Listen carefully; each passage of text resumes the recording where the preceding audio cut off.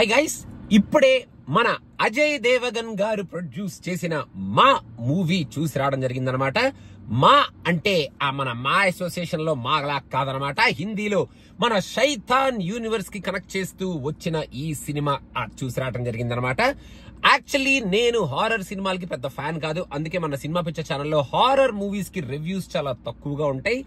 కాకపోతే ఈ సినిమా నేను చూడడానికి ముఖ్యమైన కారణం ఆ మూవీకి ఫ్రమ్ ద వరల్డ్ ఆఫ్ సైతాన్ అని చెప్పి మన వాళ్ళు చెప్పుకుంటూ ట్రైలర్ వేశారు కాబట్టి అసలు ఎలా కనెక్ట్ చేస్తున్నారా, అసలు లింక్ ఏంటి, ఆ కనెక్షన్ ఏమిటి అన్న ఎక్సైట్మెంట్ తో వెళ్ళిపోయాను అనమాట.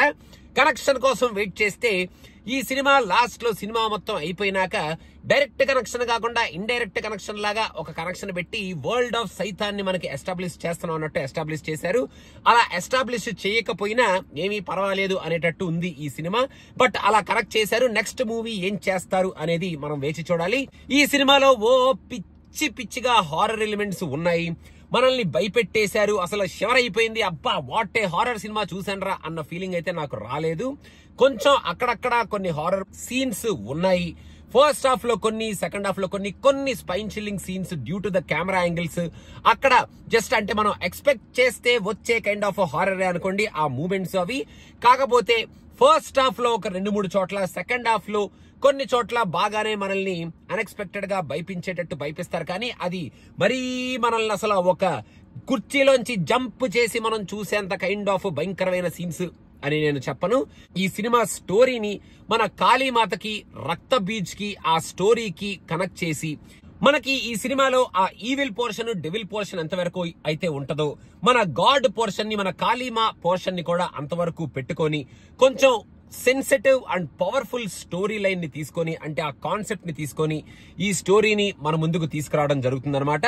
ఫస్ట్ హాఫ్ లో ఎస్టాబ్లిష్మెంట్ కానీ, అక్కడ జరిగే 1-2 సీన్స్ లో కొంచెం హారర్ ఎలిమెంట్ కానీ, ఇంటర్వెల్ లో టోటల్ స్టోరీని అన్ఫోల్డ్ చేసి మనకి చూపించడం కానీ అదంతా బానే ఉంటది.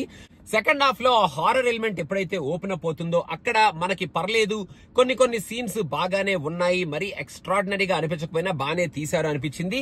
లాస్ట్ లో యాక్చువల్ గా క్లైమాక్స్ సీన్ లో వచ్చిన ఆ విజువల్ ఎఫెక్ట్స్ కానీ, అక్కడ ఆ బ్యాక్గ్రౌండ్ స్కోర్ యాక్చువల్ గా ఈ మూవీకి చాలా పెద్ద ప్లస్ పాయింట్ అని చెప్పాలి. అక్కడ లాస్ట్ హాఫ్ అన్ అవర్ లో కాళీమాత సాంగ్ నుంచి ఈ సినిమాలో ఆ విజువల్ ఎఫెక్ట్స్, అక్కడ వచ్చే సీన్స్, కాజోల్ ని యాక్చువల్ గా వీళ్ళు వాడుకున్న విధానం అండ్ తను చేసిన పర్ఫార్మెన్స్ చాలా బాగుంటది అనమాట. అండ్ అక్కడ మనకి మెయిన్ గా ఈవిల్ తో పాటు మన కాళీమాత వీళ్ళిద్దరు సీన్స్ ని పెట్టుకొని యాక్చువల్ గా ఒక డివైన్ ఫీలింగ్ తో మనల్ని ఈ థియేటర్ నుంచి బయటకు పంపిస్తారు.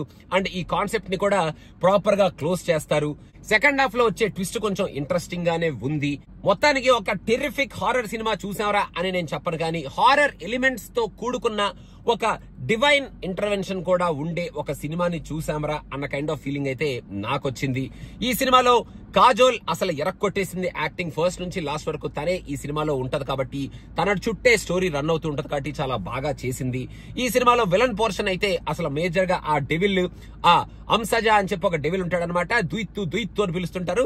సో ఆ డెవిల్ పోర్షన్ కంప్లీట్ గా మన స్ట్రేంజర్ థింగ్స్ నుంచి హెవీలీ ఇన్స్పైర్డ్ అని నాకైతే అనిపించింది. ఆ చెట్లలోంచి ఆ తొరలు వచ్చేయటం, ఆ వేర్లు వచ్చేయటం అదంతా. బట్ ఓవరాల్ గా ఈ సినిమాని వాళ్ళు క్లోజ్ చేసిన విధానం అండ్ ఆల్సో లాస్ట్ లో మనకి ఈ సినిమాలో ఈ కాన్ఫ్లిక్ట్ అంతా ఎందుకు వచ్చింది అని వాళ్ళు అన్ఫోల్డ్ చేసే విధానం చాలా బాగుంటుంది. And the last dialogue of this movie unfolds everything and it was done well. Overall గా సైతానికి కనెక్షన్ ఉంది అని ఎగురుకుంటూ నాలాగా థియేటర్కి వెళ్ళిపోతే మాత్రం మీరు ఆ కనెక్షన్ ని మొత్తం సినిమా అంతా అయిపోయిన తర్వాత ఒక పోస్ట్ క్రెడిట్ సీన్ లాగా ఆ పోస్ట్ క్రెడిట్ సీన్ లో చూసి ఓహో ఇలా కనెక్ట్ చేశారా అనుకొని వచ్చేస్తాం. కాకపోతే ఆ సైతాన్ బీజిఎం వింటుంటే ఒక కిక్ అనమాట థియేటర్ లో. ఆ కిక్ ని నేనైతే ఫీల్ అయ్యాను. ఎక్స్ట్రాడినరీగా నాకేం అనిపించలేదు. ఓకే, ఒక గుడ్ మూవీనే చూశాను అన్న ఫీలింగ్ లో బయటకు వచ్చేసాను అనమాట. నాలాగా సైతాన్ ఎక్సైట్మెంట్ తో వెళ్ళకండి. నార్మల్ గా చూడాలనుకుంటే చూడొచ్చు. హారర్ ఫ్యాన్స్ అయితే మరి ఓ పిచ్చిగా ఎంజాయ్ చేస్తారని నేను చెప్పను. నార్మల్ ఫ్యాన్స్ అయితే ఊరికే నార్మల్ గా వెళ్ళి చూసొచ్చు. అదనమాట సంగతి. Thank you so much. Please don't forget to subscribe to cinema picture. Bye bye.